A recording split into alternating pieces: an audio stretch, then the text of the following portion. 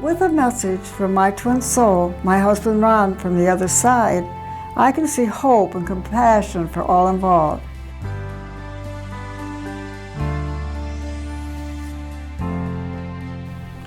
Welcome, Twin Soul, to my video on breaking up the home. I am Janet K. Darling, author of The Timeless Love of Twin Souls. And this can be a very difficult subject to talk about. But with a message from my twin soul, my husband Ron, from the other side, I can see hope and compassion for all involved. And this is what he has to say. Relationships are not for happy ever after unless they are twin souls.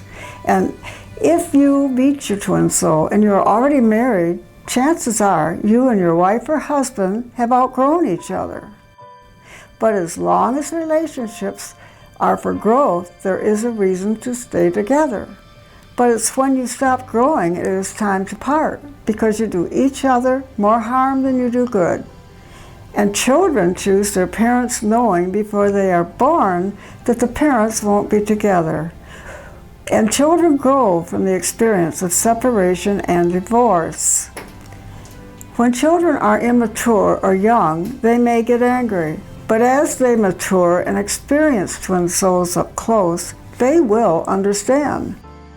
On the subject of money, sometimes a lot can be learned from poverty. And those who have everything are unhappy. But he did say, do not break up a home impulsively, because it took us a long time, and probably too long. So follow your heart, because you love everyone in that situation. You love your twin soul and your mate. And sometimes it takes a while to figure out that you can be with your children and your twin soul. So that's his message, and I hope it was helpful for you. And I am all for family and the sacredness of marriage. But twin soul love goes way beyond this. And as Ron says, if you have outgrown your mate and are no longer growing, it is time to move on. Twin souls are two bodies that have been searching for one another through the eons of time. The joining of twin souls in a union goes way beyond a man-made marriage, which is very sacred in our third-dimensional way of living. But when twin souls meet up, it is the same power that underpins the whole universe, and their joining recreates the way God created them in the beginning, and it is for eternity.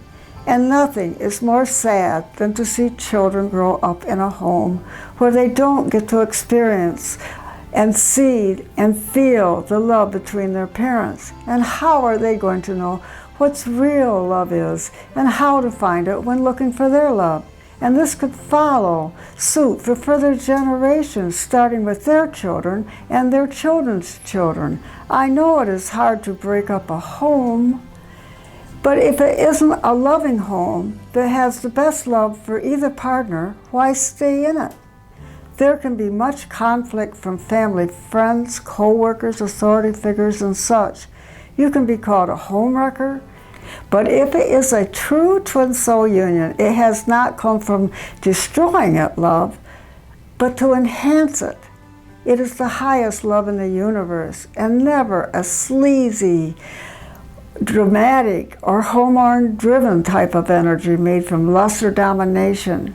Remember, those others may not even know what real love is. You must get out of your third-dimensional box and rise above old beliefs and dogma, and free yourself of guilt, and know that with the new energy we are now in, we can follow our innate, our higher self that is aligned with God, and be able to recognize our twin soul, our true love, and not have to go through so many trial relationships. And know that you have all the answers inside of you. Then knowingness, is it right to say, I can't leave this person, they can't do without me?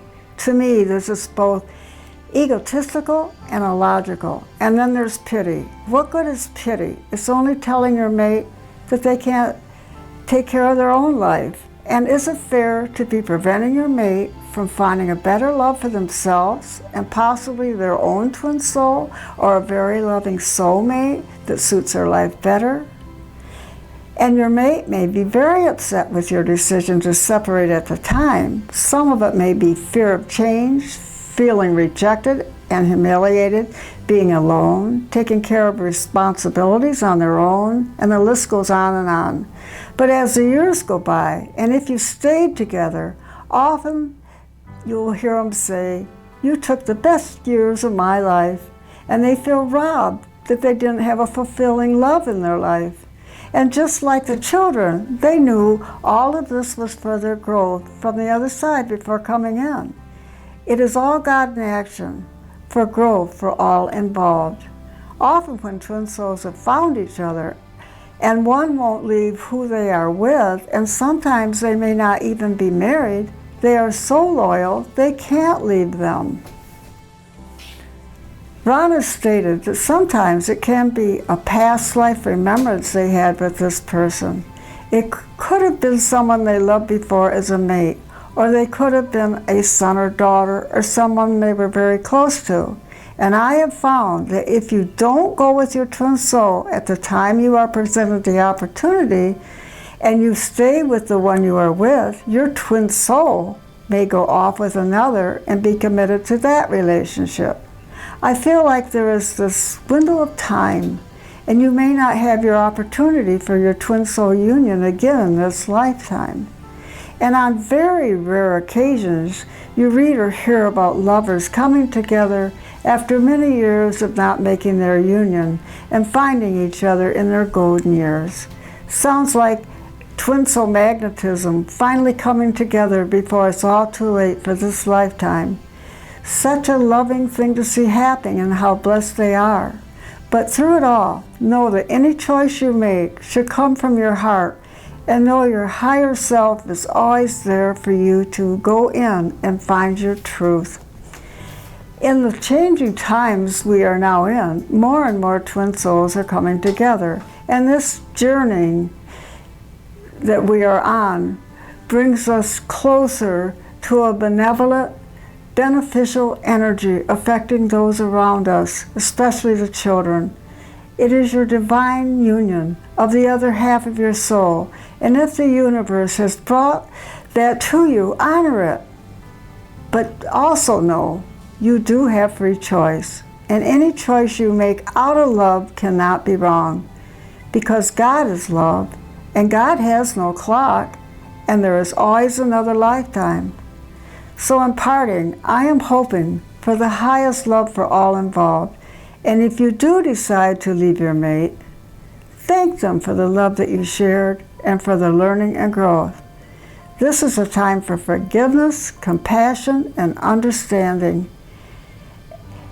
And also strong support for children, if there are any in the situation. This is what the world needs, is unconditional love for our relationships. This will bring peace and a new understanding and a new energy for a new earth.